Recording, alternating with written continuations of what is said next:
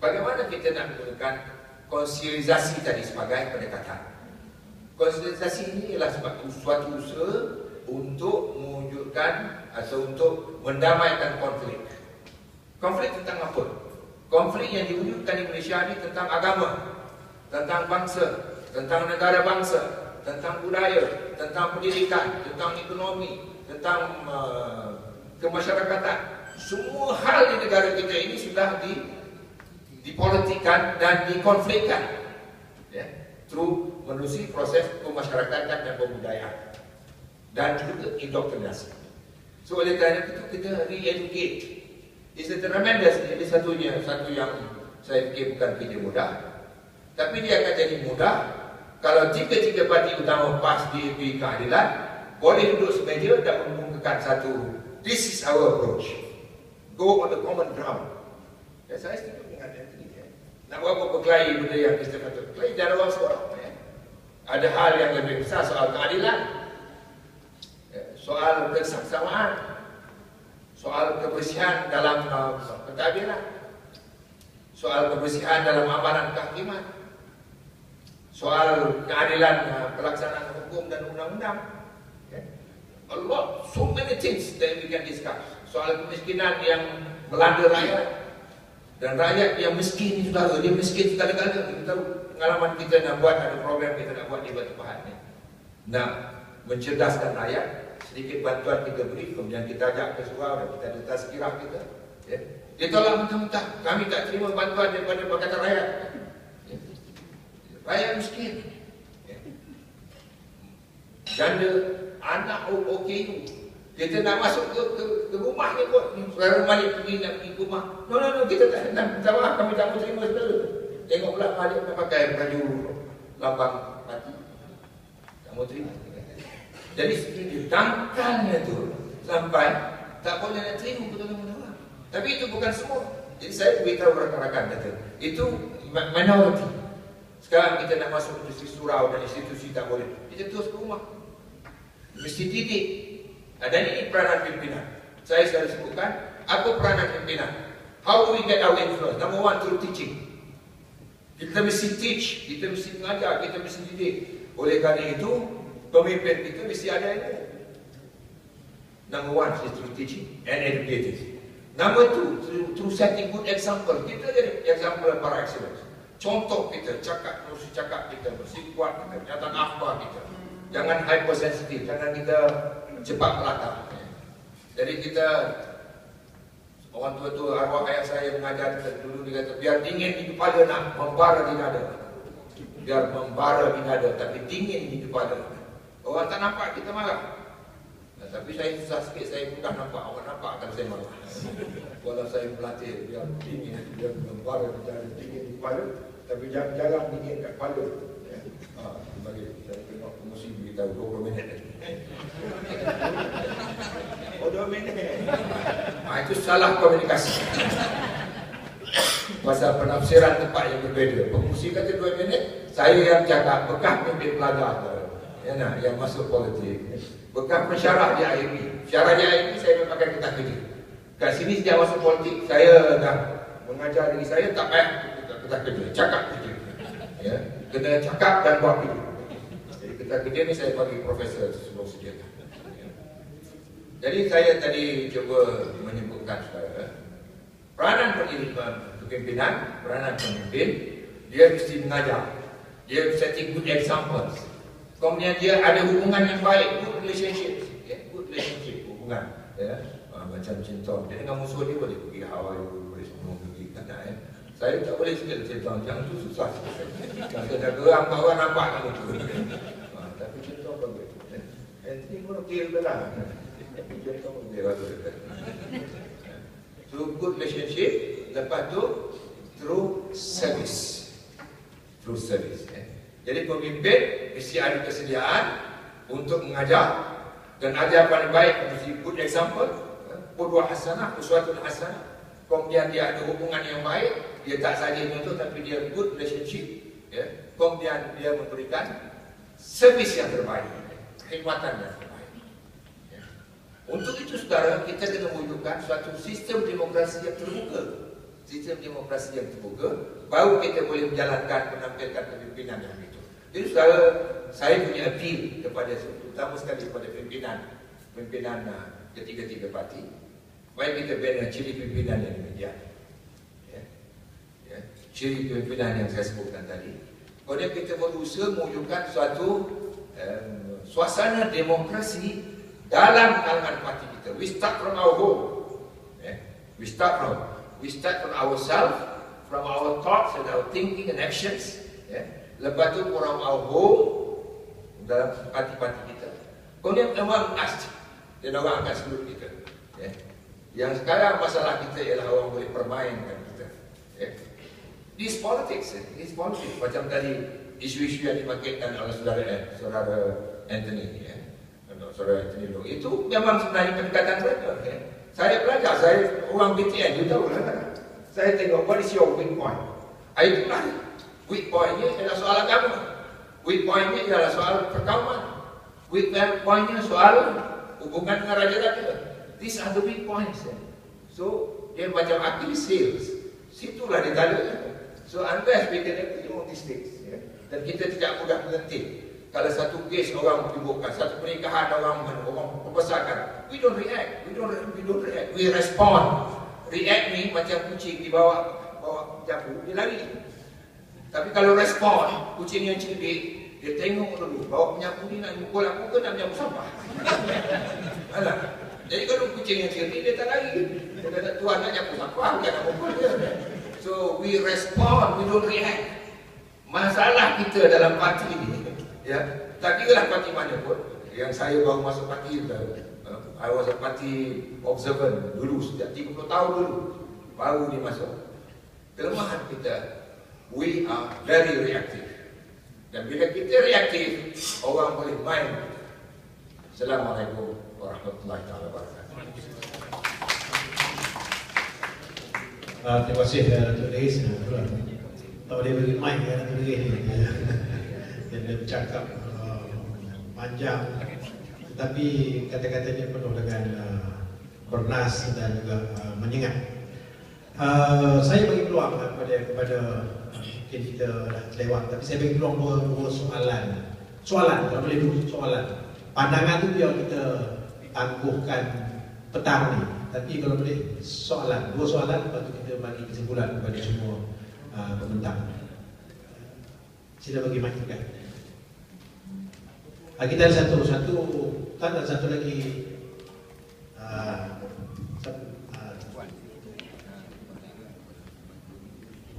Salam sejahtera, salam reformasi. Saya ada dua soalan di sini. Soalan pertama saya. Bagi nama. Nama saya Cikgu Muta Rahman. Saya merupakan Ketua Wanita Dewan Himpunan Pemuda Kompas Pusat.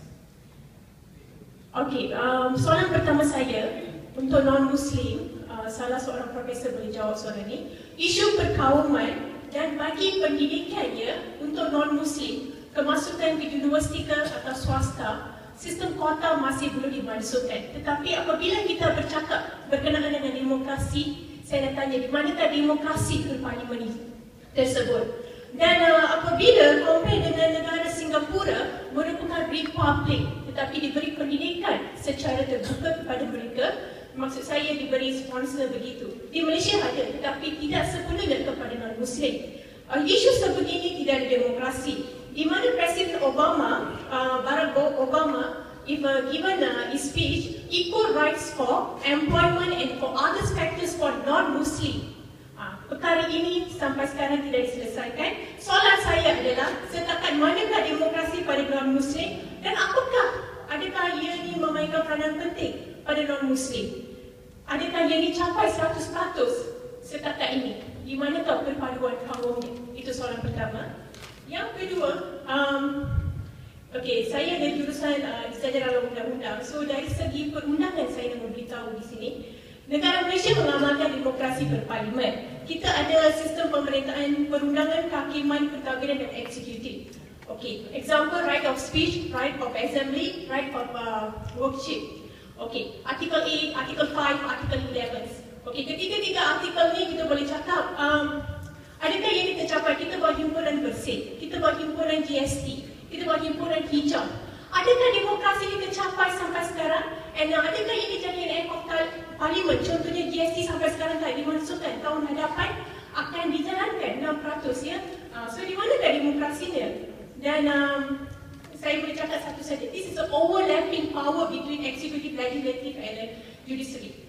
So ini pandangan saya dan saya dapatkan apakah boleh dikatakan what's the solution? Apakah jalan penyelesaian bagi yang tersebut? Terima kasih. Terima kasih. Kota. Silakan. Soalan lain. Bismillahirrahmanirrahim. Assalamualaikum warahmatullahi wabarakatuh. Yang mati, yang berlebihan dan hadirin sekalian, saya nak tanya satu, ini semua nak beri pandangan. Saya nama saya Ahmad Sani dari Rumah YDK Tanjung. Iaitu satu, saya minta supaya dapat pandangan ini. Saya setuju sangat apa yang kata soalan tadi berkait dengan persamaan yang patut kita perjuangkan dalam barisan PR, iaitu yang patut yang diperjuangkan iaitu supaya selain itu non-Muslim itu tidak rasa sukar untuk dapat bersama, tapi satu sebenarnya yang dia dikatakan pertama tadi bahawa non-Islam bukan non-Islam ni tak faham Islam, betul, iaitu satu yang tak faham Islam, Islam ni sebenarnya din ini selain daripada apa yang dibincang katanya dia perlu tegakkan bersama tadi dasar seluruh ummah berdasarkan itu, tapi ada satu masih dalam Islam yang Islam tak boleh tolak, itu permintaan Allah, itu sebagai agama Islam satu, itu tentang hukum Allah itu tidak boleh ditolak. Sebab itu kami semua mempertahankan hukum itu, sebab hukum ini bagi kami kan kami tolak sebagai seorang Islam tolak, kami adalah disikir daripada kedudukan kami sebagai seorang beriman.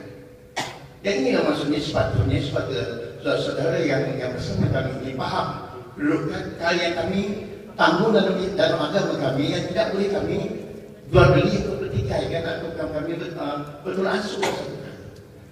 Jadi sebab itu maka kami minta faham supaya yang itu bukan kami tekankan untuk satu matlamat, tetapi itu adalah satu kewajipan, iaitu seorang beriman yang tidak boleh menolak apa ketetapan Tuhan kami yang kami telah imankan.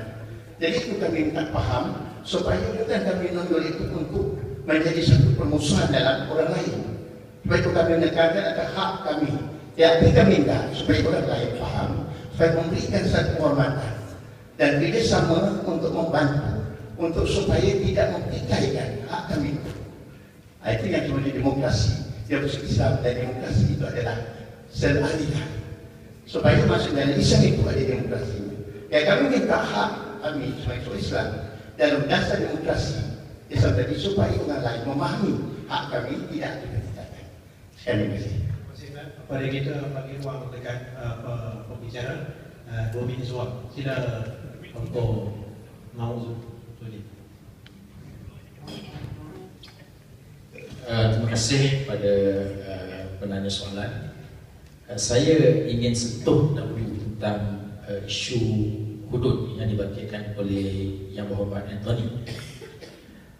Pada pandangan saya sebenarnya isu hudud ini yang menjadi masalah besarnya ialah strategi penerangan PAS dan juga Pakatan Rakyat. Mungkin itu antara isu yang paling besar.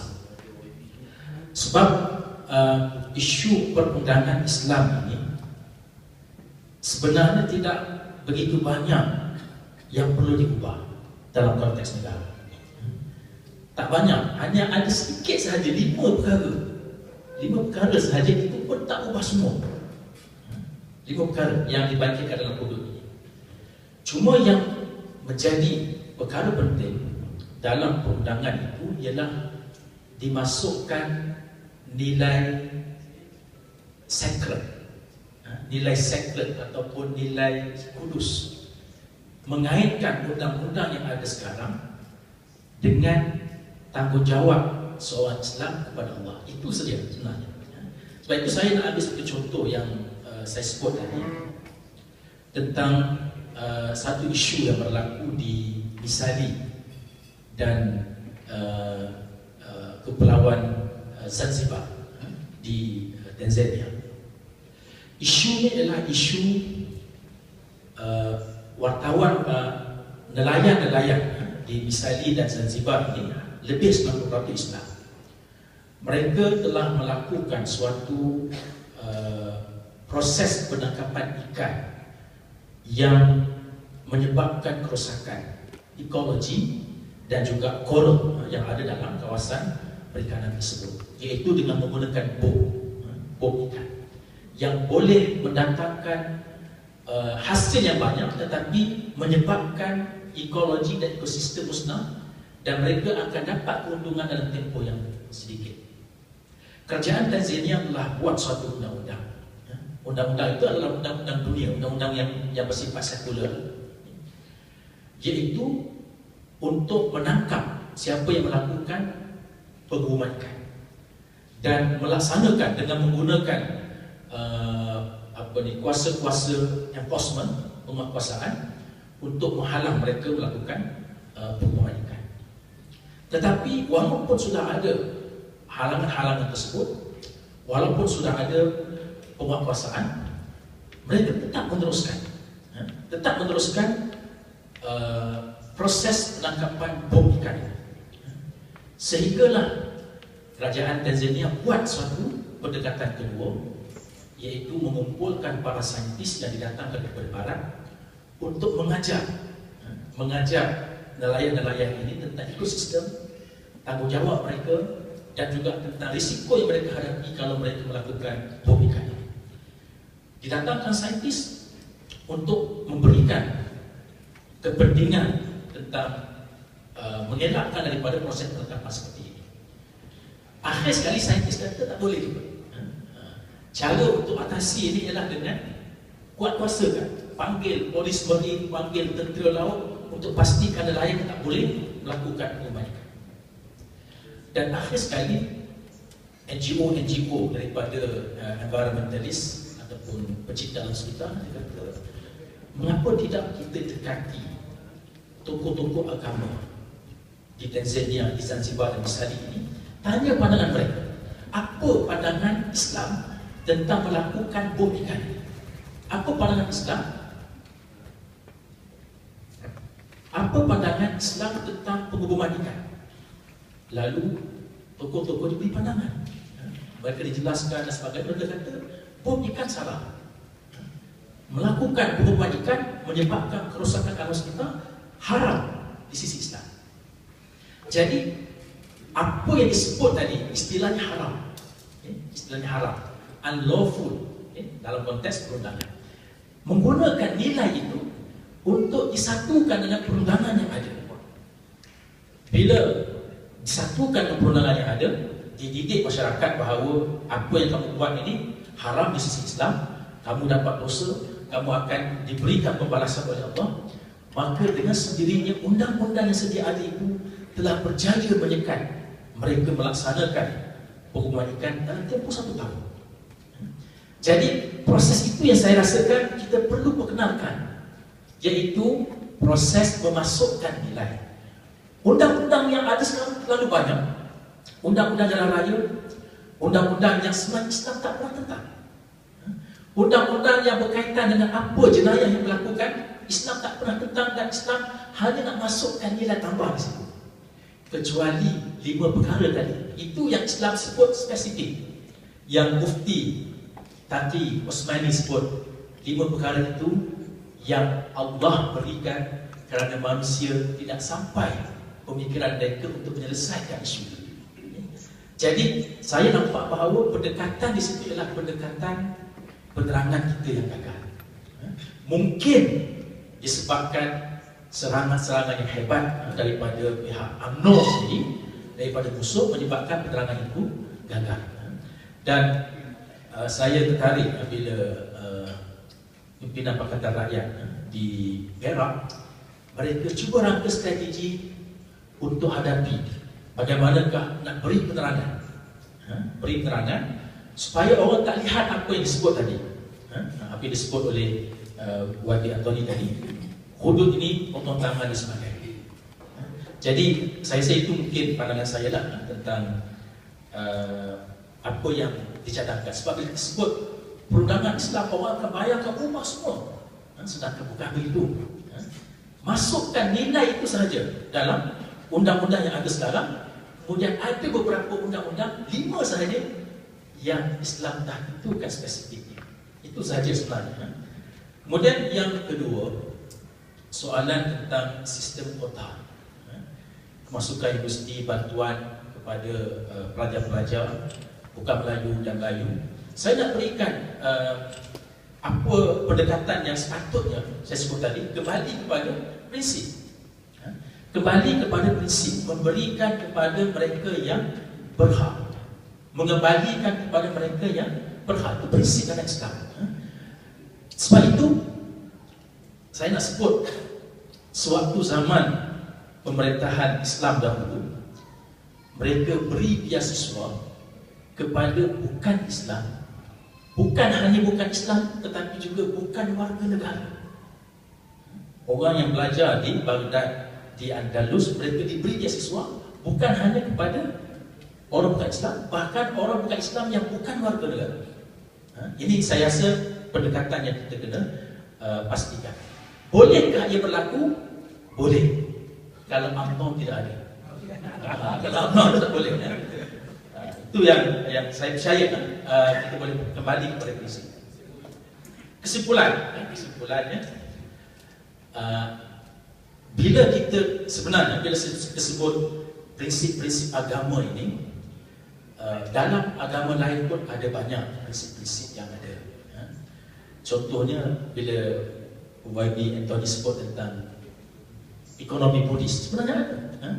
Seorang penulis berjilid-jilid buku dia, Buddhism Economics, Schumacher, tulis sebuah buku dia. Antara buku dia yang terkenal adalah Small is Beautiful. Ini buku tentang ekonomi Buddhis, dan Small is Beautiful. Dan kalau dilihat dalam konteks itu ada kesamaannya, beberapa banyak persamaannya dengan prinsip-prinsip ekonomi Islam. Ada banyak tentang antara tentang SME, Small Medium Enterprise dan sebagainya, ada persamaannya. Dan saya nak simpulkan situ ialah ruang dialog ini sangat terbuka. Saya percaya wadah dan NGO Islam yang tidak ultra Malay, mereka boleh untuk membuka ruang-ruang ini, untuk kita bincang perkara-perkara yang kita boleh bersama sebenarnya. Terlalu banyak perkara-perkara yang kita boleh bersama, dengan mengambil kira pandangan-pandangan daripada agama-agama yang lain, bangsa-bangsa yang lain, untuk kita melangsungkan satu politik yang bersih, politik yang subur, yang baik di antara satu sama lain. Sekian. Terima kasih, Hoda. Ya. Terima kasih. Saya cuma nak respons kepada saudara kita yang di YDP Tanjung Piai, Lepas Tanjung Piai. DAP tidak pernah meminta PAS untuk mempertikaikan hukum Islam ataupun menolak hukum Islam. Cuma pandangan kita ialah bahawa dalam masyarakat masyhur kita tidak bersetuju dengan hukum hudud ini. Ialah kerana masyarakat masyhur di Malaysia ini, praktikaliti dia dan keadaan yang belum kondusif ataupun tidak kondusif untuk pelaksanaan itu. Cuma kita hanya tidak bersetuju dengan pelaksanaan. Dan kita selalu tegaskan bahawa tidak bersetuju dengan hudud tidak bermaksud kita menolak Islam. Itu satu mesej yang kita perlu titik beratkan. Bahawa kita boleh setuju dengan nilai-nilai Islam dalam perundangan, dalam ekonomi, dalam kenegaraan, dalam kerajaan, boleh diterapkan nilai-nilai Islam. Apa-apa perjuangan gerakan Islam untuk menerapkan nilai-nilai Islam itu tidak ada masalah.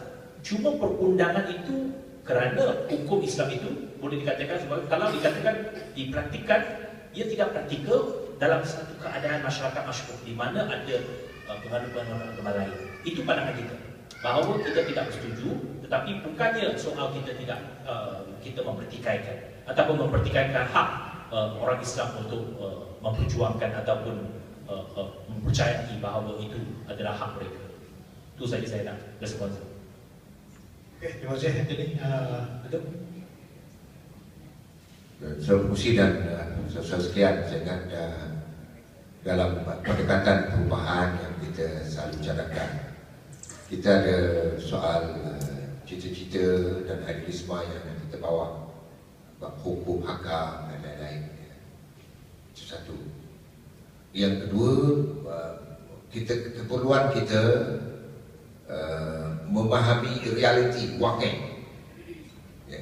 Jadi bagaimana kita dapat menggabungkan antara idealisme untuk membawa perubahan dalam pelbagai bidang dapat kita tangani, laksanakan dalam berhadapan dengan realiti.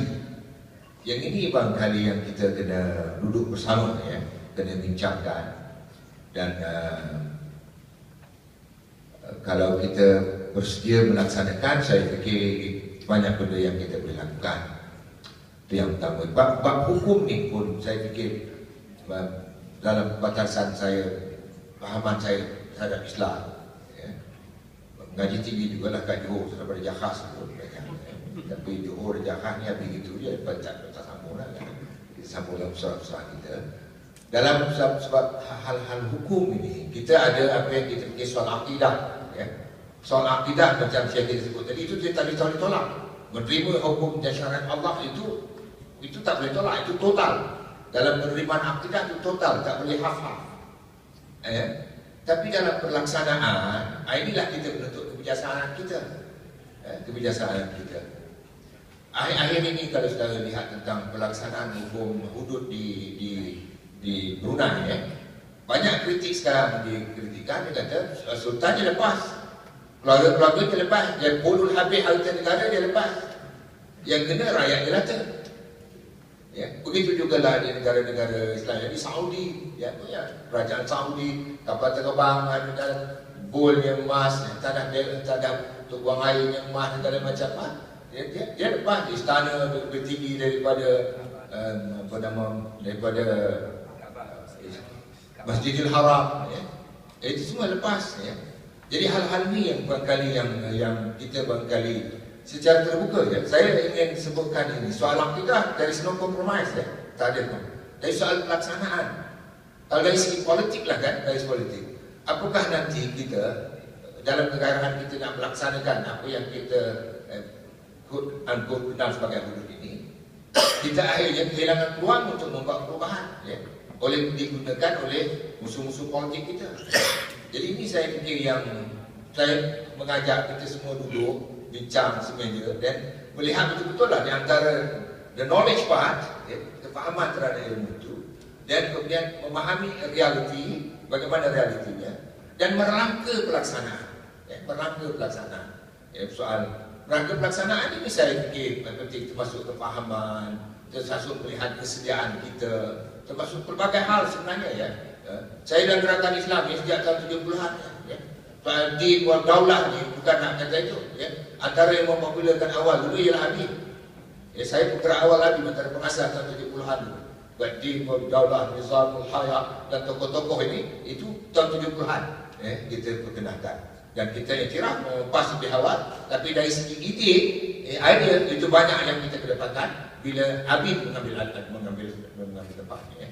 Jadi soal itulah saya fikir soal re-educating, ya. Sebab kita ni punya proses pemasyarakatan, kebudayaan itu sudah semua depan dalam masyarakat kita, ya.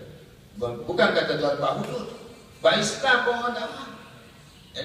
Pak Islam ajak ke surau mesti berapa orang yang pergi ke surau. Saya tengok kat surau-surau, kawan-kawan sebut kalau surau tu aktif, dia tak bertempat, itu partnya. Kalau dapat hilang itu antara bah dengan tak bahnya. Itu tak ada orang dalam, ya. Jadi ini, dan kelompok kita masih kecil, ya. Bagaimana kita educating the masses, itu tanggungjawab kita. Jadi maknanya gini, ya, maksud saya ni, dalam kegairahan kita, jangan sampai peluang yang kita ada itu kita kehilangan. Dan ini orang lain, betul, saya student politik, ya. Mereka lihat dan dari segi UMNO, ya, inilah peluang untuk sebenarnya, ya, membenam kita, ya, walaupun membenam PR lah, ya, dengan mewujudkan karya. Walaupun setakat ini bertahan lah. DP kata begini, PAS kata begini, keadilan tak payah cakap lah, kita tengok dia orang ni tu. Kita tengok lawan. Jadi saya fikir kalau kita ada kata boleh sejenak lah, kan. Jangan don't push too much lah, jangan push too much, nanti akhirnya begini. Dan UMNO memang tahu, saya dekat dengan strategi UMNO ni, ya. Dan saya tahu ini antara dia kata ruang yang kita boleh tersudutkan. Ya. Jadi jangan kita tersudut ya, oleh kerana orang mau menyudutkan kita. Ya. Dan saya kenal ramai anak-anak muda kita ya, dalam parti-parti tertentu ini yang memang sudah terpengaruh dengan taksub. Ya. Dan dia bunyi pula kita dengan segala kebendaan, dengan kereta besar, dengan gaji besar, abad-abad macam-macam dan ramai yang datang-datang. Ya. Jadi these are the realities dan ya. Saya dah tua dalam gerakan ini, dalam parti dan gerakan. Ya. Jadi saya melihat ini sebagai satu yang buat kali kita kena, yang macam tadilah, yang kata biar kepala kita ada dingin di kepala. Kita undur sekejap, tengok, ya, duduk. Macam mana kita nak menghidangkan balik hidangan kita ini, ya, supaya boleh diterima dengan baik. Ya. Dan sekali lagi saya kena jelaskan supaya saya tidak salah fahamkan, ya, tentang akidah no compromise. Bab pelaksanaan kita boleh ikutlah ayat Quran tentang agama, tentang segala macam kan, itu boleh kita bahaskan lagi. Ada pun bab pembahagian kota dan segala macam. Ini juga saya juga appeal dengan rakan-rakan. Kita kadang-kadang dalam masa kita nak mendesak perubahan-perubahan ini, kita menyentuh hati dan jiwa orang Melayu. Ya. We want to win them over. Kota dan segala macam ni dah rasa sebagian daripada dia. Dan dia tak dapat pun. Ya. Dia tak dapat pun. Tapi we attack so much, dia seolah-olah kita macam attack Melayu. Jadi Melayu tersinggung, termasuk Melayu yang tak dapat. Ada majoriti Melayu tak dapat dia kena. So jadi kita dalam hal ini pun itu saya kata, knowing the wakil, knowing the realities, you know, it's not that easy.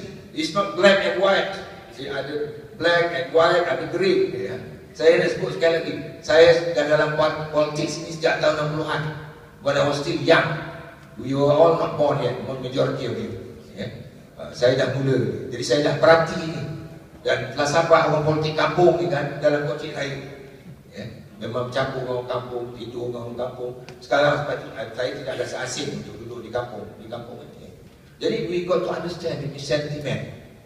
Yeah. Dia punya psyche. Yeah. Jadi oleh kerana itu, kalau kita serang, dia mesti berlapis. Misalnya kalau kita kota dikenakan, siapa yang dapat? Ada dia fungsi. Nak bantu Melayu mana dapat? Ada. Dan orang Melayu yang orang awam ni yang tak dapat, dia tak terasa. Ini bila you pantai Melayu dapat, ada Melayu dapat. Melayu yang tak dapat apa di kampung-kampung ni pun naik marah. Tak punya lain kata dia. Jadi DAP ni lagi question orang Melayu ni. These are the things ya, benda yang don't give a clean sweep macam tu. Jadi always ya, pendapat bersyarat ataupun bersyarat berlapis ya. Bercakap berlapis. Orang Melayu ni penting bercakap berlapis ya kan. Ini. Jadi kalau kita cakap berlapis, kita tak sentuh perasaan dia. Ya. Saya pergi ke kampung, pak cik dapat ni. Dia dapat ni. Dia dapat. Ya. Sekarang ada ketua kampung kita dia dapat diharap bawa ke minister, boleh pertahanan kita lagi. Ya. Ada ketua kampung sekarang yang dibawa ke menteri. Saya baru diberitahu dalam seminggu 2 lepas. Dia boleh pertahankan lagi. Kita kata ini bagi rakyat Parlimen. Okeylah pergi bawa tempat saya. Ya. Jadi orang dah boleh pertahankan kita. Ini yang kita nak cari. Terima kasih.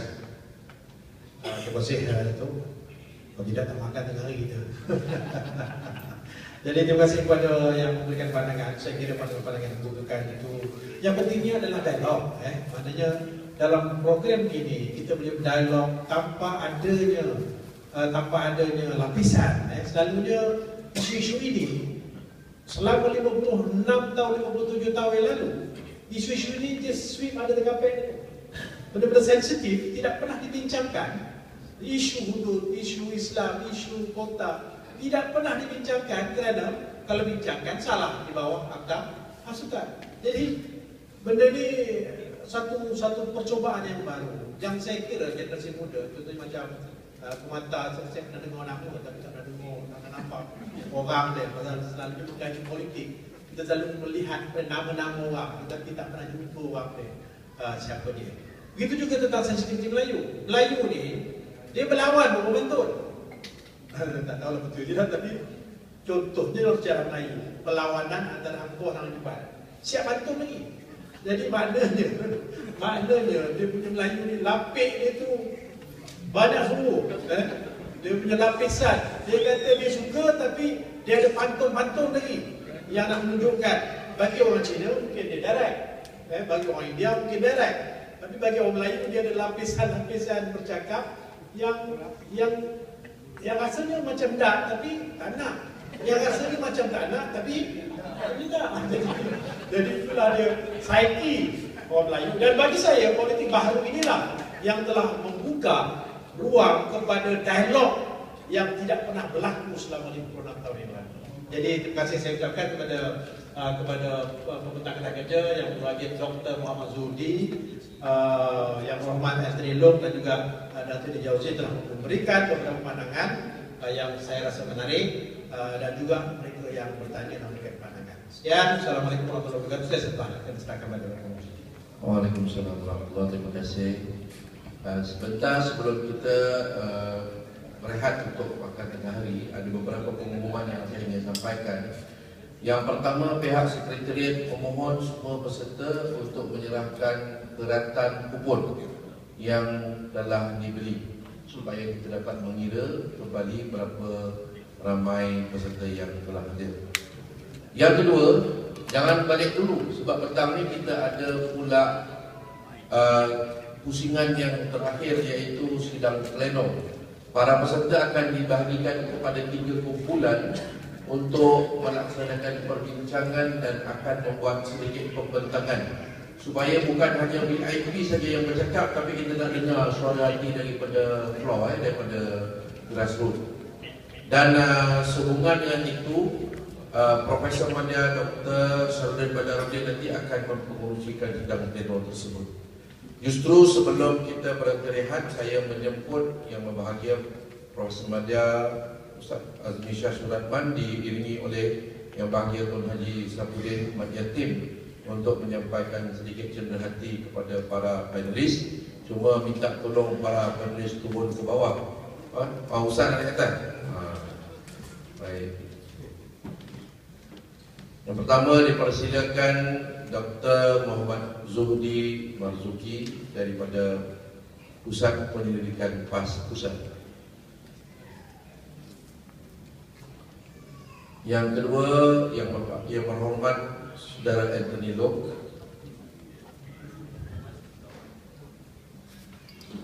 Yang ketiga, yang berhormat Datuk Dr. Idris Jauzi. Malam ini Datuk Dr. Idris akan menyampaikan ceramah politik di Pasti Kulai Bandar Putra. Dan yang terakhir moderator kita iaitu Profesor Madya Dr. Syarudin Badarudin.